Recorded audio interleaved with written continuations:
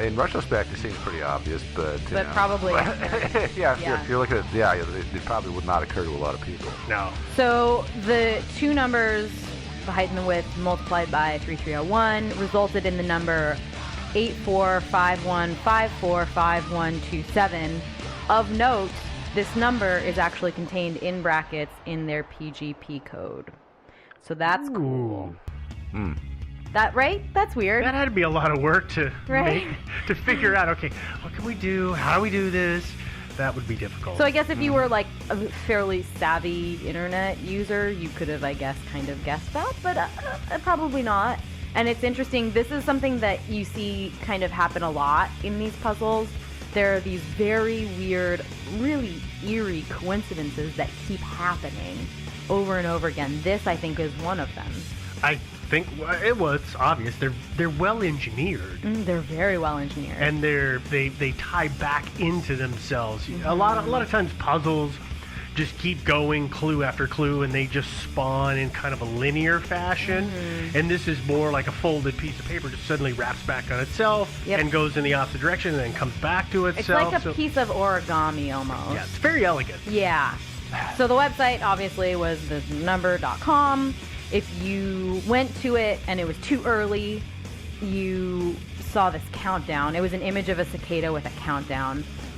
And the image run through Outguess told people when to return to the site. They said to return to the site on January 9th.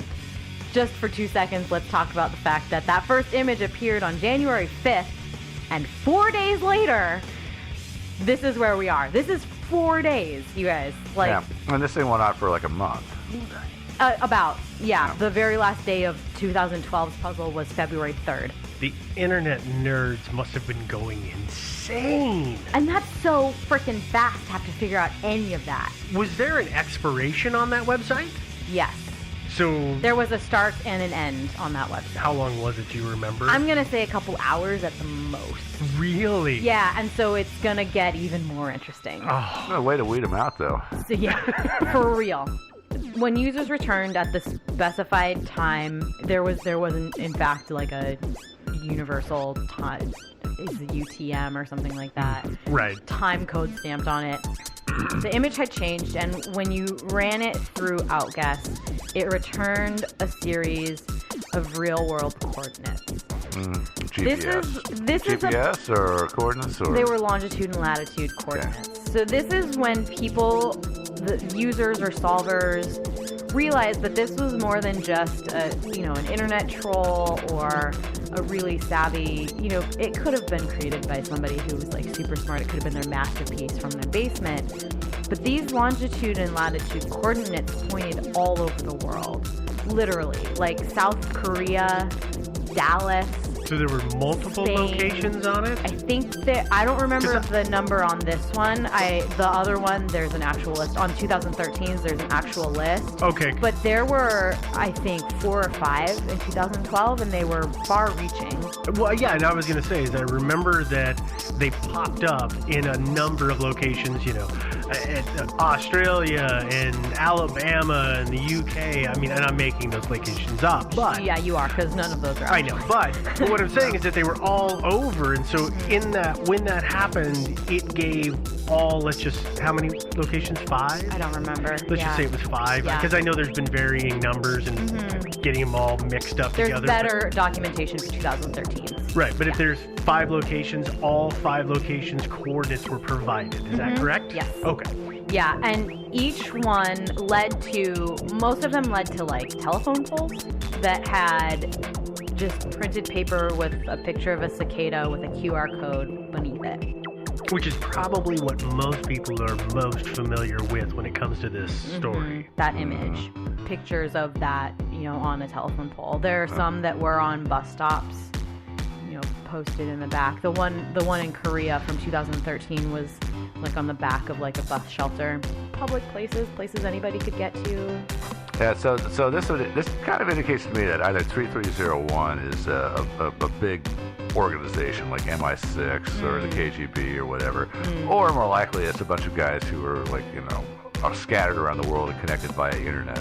Right, and that was actually the thing. That's where I was kind of going with it, was that it made people realize that this wasn't just like one lone dude sitting in his basement, that this was a far-reaching network that actually had to have some resources. You know, they had this phone number, but you can hear, I think we probably edited out the like redial redirect in the video, but you can hear when you called that phone number, you dial the phone number and then it redirects to another phone number, and then you get the message. They hosted numerous websites. You know, it's anonymously. It's not just hosting it, because it's easy to buy. We know firsthand. It's easy to just buy a domain and host something on it. But to do that anonymously is less easy. And sure, you can hack a thing and find whatever, but to get your specific URL, specific everything, you know, it requires resources. A lot of savvy. Yeah. And so this also was when people realized that they had to work together, because there was no way that people were going to be able to get to all these places short of having their own private jet and also a lot of permissions around the world to just fly in wherever, whenever. Because there was this feeling of, you know, that the whole first part of this had taken 4 days. You know, who knows how long the timestamp on these QR codes was. Yeah, but also, you know, who knows how long that piece of paper is going to last. Exactly. Yeah. And I guess it's interesting because we're about to read the two messages. There were two messages that were turned from the QR codes. There were two separate ones from many of the different QR codes, in which 3301 kind of admonishes people for being followers, not solvers, on this specific puzzle, because I think it's interesting because this clue necessitates people working together so much. The two different codes that you could find were: in 29 volumes, knowledge was once contained. How many lines of code remained when the Maganodon? Mabinogian, yeah. Mabinogian pause. Mabinogian. Go for that far in the beginning and find my first name, and then there was a string of numbers similar to the ones that we found in the previous with the, you know, two sets of numbers looking like a cipher. You've shared too much at this point. We want the best, not the followers. Thus, the first few there will receive the prize. Good luck, 3301. Admonishment for the followers, right? In fact, Cicada 3301, the group 3301, are the people who coined the term followers. I did not originally catch that. Yeah, that's the first time you see that actually crop up in anything. They're really directing a lot of things that I don't know if that's intentional or not, but that's definitely a lot of power and suggestibility to... Do you know what I'm saying? Yeah, I think that it would be hard to say that they were not aware of what they're doing. It is, Very true. This is part puzzle, part social experiment, and that's, I think, the thing that creeps people off the most about it. But let's read what happened, what the next one was too. The other QR code, since that's what we were talking about before we went on a tiny little side track there, read: a poem of fading death, named for a king, meant to be read only once then vanish. Alas, it could not remain unseen. Numbers again. You've shared too much at this point. We want the best, not the followers. Thus, the first few there will receive the prize. Good luck, 3301. Book codes, obviously. Steve is making a face. Like, I don't understand how it's obvious. Listen, the numbers are the code, right? But the little refrains, the poems in front of it, are descriptions of the book. Both of them put together are descriptions of the book. I get that. Okay, and Agrippa, also a Greek philosopher, or some famous Greek guy, it also refers to this book. It's called Agrippa, A Book of the Dead, which was banned. It's by William Gibson. I think it was in 1992 it came out. And in fact, interesting fun fact about this book, it was only ever released on a 3.5 floppy disk. Yeah. Programmed to encrypt itself after a single use. It was a one-time read. It's like the Inspector Gadget thing. This message will self-destruct in. Yeah. So they're using this as a cipher. So that's right. But when you think about it, it's like, you know, it's how many people are going to know the existence of this book? and the fact that it goes away after the first reading, it can't be reviewed again. Not many. I suspect that at this point, it's on like Google Books or like somebody's uploaded a PDF of it or something, right? By 2012, it's not like really you had to go find your 3.5 floppy drive. Go dig your old PC out of the basement. And go find an old copy of it or whatever. That's, the timeline of the solving of this does not lead to that. I'm sure it exists somewhere on the internet. I have not done my research to prove that it exists on the internet, but I'm just going to well, everything else does exist on the internet. So it may as well, right? Yeah, of course it does. Yeah. Anyways, it led to a Tor URL. You guys know what a Tor is, right? The onion. Yeah, that's the one that's the What's the R drug dealers and the terrorists like to use. Is it the dark internet? The dark web? Yeah, the dark web. Yeah. The Tor project. Yeah, it's an onion network. It's basically anonymous. It is 100% anonymous, actually. It's an onion network refers to, you guys are watching my hand right now, refers to layers upon layers upon layers. Essentially what an onion network will do is once you log into it, it masks your ISP address in so many different layers. It just pings you all around. It is a thing on which you can access things that you cannot access any other way. The Silk Road is a great example of it. We just talked about Anonymous makes great use of it. Most hackers make great use of it. It's also free open source. If you feel like just playing around on the dark web, you can go download it and use it immediately. I'm not condoning that, but that scares me. Do whatever you want to do. Yeah, it's like that's one of those things. You probably don't want to do that because who knows? That probably gives some ne'er-do-well backdoor access into your computer when you run that. So I just think, to our listeners, doesn't. But don't do it. Anyways, you'll see things that cannot be unseen. Yeah, let's leave it at that. Let's leave it at that. The Tor site was a message that read, "Congratulations. Please create a new email address with a public, free web-based service. It says once you've never used before. That's why I keep stumbling on it. It means one you've never used before, obviously. We recommend you do this while still using Tor for anonymity. We will email you a number within the next few days in order of which you arrived at this page. Once you've received it, come back to this page and append the / then the number you received this URL. For example, if you received this number, then you would go to http:// the URL of the Tor added .onion / the number that you received." Does that make sense? Yeah. You guys? I know you guys are looking at it. I know that our listeners are not looking at it. Easy way to think about it is there's a web address, www.google.com/ number. And then you would insert your number after, /Google/ enter your number, and that would take you somewhere else. Yeah. This is where the break comes, actually. The break. We were talking about the break earlier. This is where followers stop being able to follow. Because it's the inner sanctum. 3301 starts emailing only specific people, specific instructions. Now, what happened in 2012 is interesting. Everybody who received this email, everybody that people generally accept were the solvers in 2012, probably got everything right, sent the right email, all of that stuff, disappears off the internet at this point. At least with the handles that they were using at that Their time. activity. Their activity drops off, which is to be expected, I think.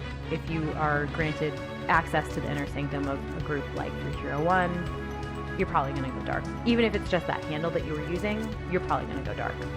Except for this one dude who's a ruiner, and he's definitely that kid who cheated when you played like Heads Up 7-Up as a kid. Like he saw your shoes and he was like, "Oh, I know it was you."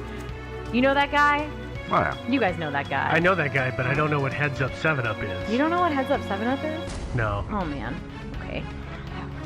Something for another episode. It doesn't matter. Anyways, so none of this is verifiable. And he was the lucky few. They trusted him, and he's a jerk and an awful human being. And I cannot stress enough how annoyed I am, but also how happy I am that he mirrored and screen capped and copy pasted onto many different websites the email he received from 3301. Then what was the email? Well, we're going to talk about that right now. Okay. The email was a final clue. Well, it was instructions on a final clue, essentially. And it was an RSA puzzle. You guys have so much Googling to do. I'm so sorry. I'm not even going to explain what an RSA puzzle is, except for to say that it's kind of a fancy online cryptograph, basically. All right. Oh, Yep. yeah. Cryptograph? It's so complicated. In fact, it's so complicated that every single website or article that you read about 3301 at this point either like just glosses over the fact that an RSA puzzle exists or literally says, and I quote, "If you don't understand how it was solved, go ask in a chat room." I am not lying. That is how complicated an RSA code is. You can't just Google it? You can, but then you have to read like a Wikipedia page that's like really, really long. Guys, I promise it's going to be way easier if you like feel like you really need to know what it is. I don't know that it's imperative to understand what an RSA code is to understand. If it's that complex. Just go Google it. Yeah. Okay. Cool. Okay. Or ask in a chat room. Yeah. Yeah. When this code was solved, the solver got a second email containing an MIDI puzzle. A MIDI, A MIDI puzzle, if you will. which is audio. Yeah, it is. And that key to that puzzle was a song. I am not lying. This is not the only time they did this. I wish I could find this one. But 3301 composed a song, and each tone in that song corresponds to a letter, which corresponds to a word that you then have to decode, which is so cool and easy. I can't even deal with it. So Oh. cool and easy. So easy. So now, full of it. so now each note then on the scale was corresponded to a letter. Okay, so And the song again. The song was the encrypted message, or the song was the key. the song was the encrypted message. Okay. Along with that, there was another song that you had to figure out what it was by like a weird, also kind of the way that people had to figure out what a Agrippa was. Just kind of a vague description of the song. They found out it was this other song that was actually the key to the code that they had found in the tones of the song. Was it "Lovin' You" by Minnie Riperton? It was not. Oh, thank God. Yeah. At this point, I feel the dumbest I've ever felt in my entire life because there's literally no way that I could figure any of this out. Ever. The message that you found once you decoded the song that was super easy to figure out that it was tones that corresponded to letters. The message was, "Very good. You have proven to be the most dedicated to come this far. To attain enlightenment, create it says GPG, but it probably means PGP. I would guess. Key for your email address and upload it to the MIT key servers, then encrypt it with the following word list using the Cicada 3301 public key. Sign it with your key, send the ASCII armored ciphertext to the Gmail account from which you received your numbers and your words are," and then there was a unique list of words for each different solver. Like this one says garden ball, house cat, shore, head, gallon. And again, we know this because the spoiler. Because there's a ruiner in this Because world. the spoiler put this out on the internet. Yeah. Okay. So messages were sent, and no one knows what the next part was. Nobody knows how long it took Cicada 3301 to reply. All anybody knows is that about a month later, February 3rd, 3301 posted on the aforementioned subreddit. It's still the top message on that subreddit, saying that they had found the individuals they were looking for and thanks, or whatever. They didn't actually say thanks or whatever. It's a very diplomatic message, but that's what they said. That was it for 366 days. Yeah, we don't know how many people actually solved it. No, they found who they were looking for apparently, and that's another bit of the puzzle, right? Is that like, for all we know, they found nobody. Exactly. In the end, I mean, because in the end, if I recall right, you went to a website, and that was like, the Holy Grail. And then, but if you weren't among the first people, then they just basically shut the website down. Am I right? That's a later year. Yeah. That's that actually later? the 366 days later. Okay. When it started all over again in 2013, it saw similar puzzles, lots more complex. Wait, now the first one happened January 4th? January 5th. 5th. The first one hit on the 5th of 2012. So the next one's the 6th of January because it was the 366 days. Yes. Okay. Because it was weird that they bumped it a day. Yeah, I don't know if it was intentional or time zones. Oh, well, that's okay. That makes sense. Always a tell. possibility. Hard to tell. But the thing about it is, I'd like to point out the people who are working on these puzzles, they really need to get a life. Yeah, I think that's probably fair. Yeah. This one they also had a song in 2013. I'm obviously not going to go into the kind of detail we just went into. Please. You guys don't have to hear my voice for another 40 hours. But I do want to talk about this song because it's very interesting. We're going to play a little bit of it, at least. Maybe Steve will be generous to me and, edit the rest of it in. Who knows? We'll see. But here's a little bit of it.